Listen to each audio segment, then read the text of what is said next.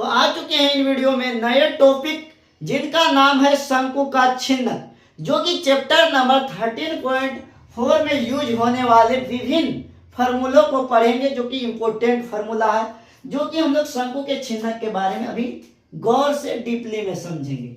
देखिए, मान के चलिए ये शंकु दिया है हमको, ये क्या है, एक शंकु है, ये तो भी ये शंकु है। ये छिन्नक बनते कैसे हैं? यदि इनको कहीं से काट दिया जाए, मान के चलिए हम यहाँ से इसको काट दिए, कुछ लेकर कोई औजार लिए, इनको धड़ाधड़ काट दिए। कटने के बाद ये दो पार्ट्स में बट जाएगा। कितना पार्ट्स में? 2 पार्ट्स में बटेंगे। एक तो इस प्रकार से बट जाएंगे, एक ऊपर में इस टाइप से बट जाएंगे। क्या हुआ? शंकु, एक शंकु था, एक इनको हम बीचों बीच या कहीं से भी काट सकते हैं। इनको काटे, बीच में से काट दिए तो इस प्रकार का और इस प्रकार का आकृति बन के निकलेंगे। यहां से काट के निकालेंगे तो इनको तो हम लोग बोलेंगे शंकु। ये जो कटा हुआ भाग जिसमें 2 वृत्त दिख रही है, एक बड़ा वृत्त नीचे में और ऊपर में भी छोटा वृत्त, इनको बोलेंगे शंकु का छिन्नक। शंकु का छिन्नक, ये शंकु छिन्नक है। ये फिर से छोटा एक शंकु बन गया जो ऊपर वाले भाग हैं। अब देखिए, इनमें भी तो त्रिज्याएं होती है। देखिए, इनमें तो एक ही त्रिज्या होता था शंकु में, लेकिन छिन्नक में 2 त्रिज्या आप लोग को देखने के लिए मिलेगा। एक तो यहाँ त्रिज्या, इनको हम लोग R1 कह सकते हैं। एक यहाँ त्रिज्या, इसको R2 कह सकते हैं।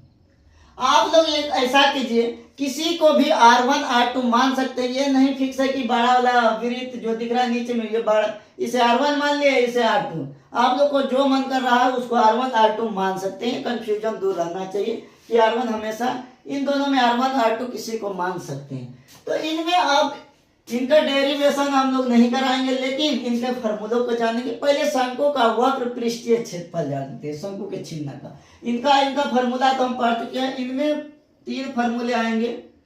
शंकु के छिन्नक का वक्र पृष्ठीय क्षेत्रफल।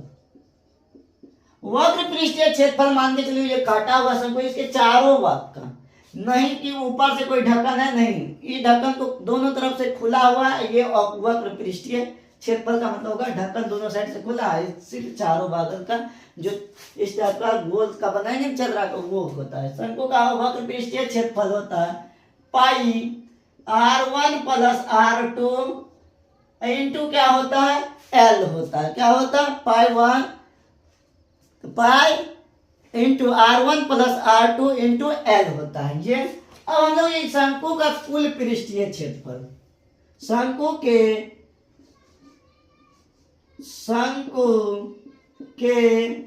छिन्नक का कुल पृष्ठीय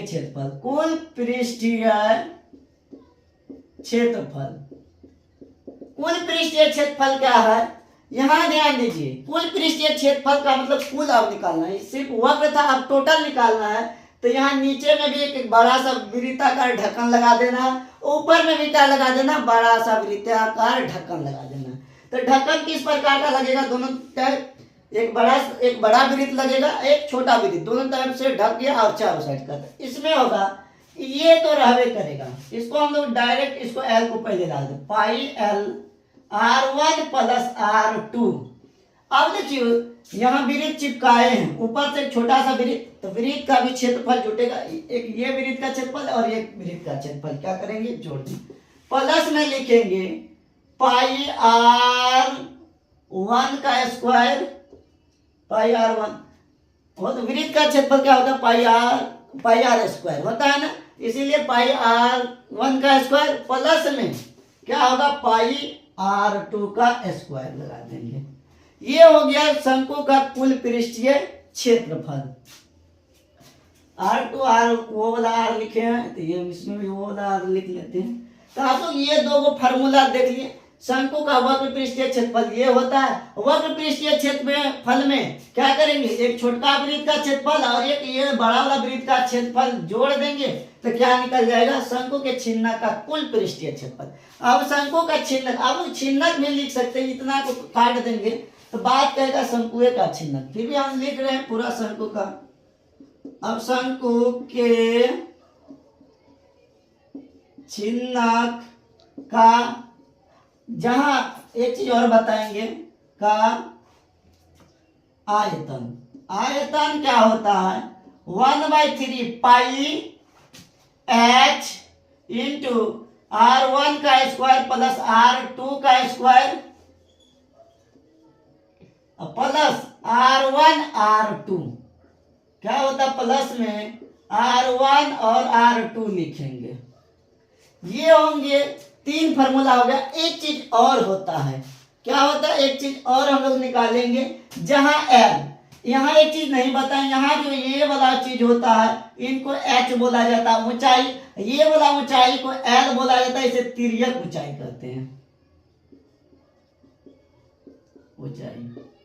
शंकु के छिन्नक में ये वाला जो हाइट होता है इसे ऊंचाई बोलते हैं, इसे हम लोग इस टाइप का जो ऊंचाई है ये तिर्यक ऊंचाई।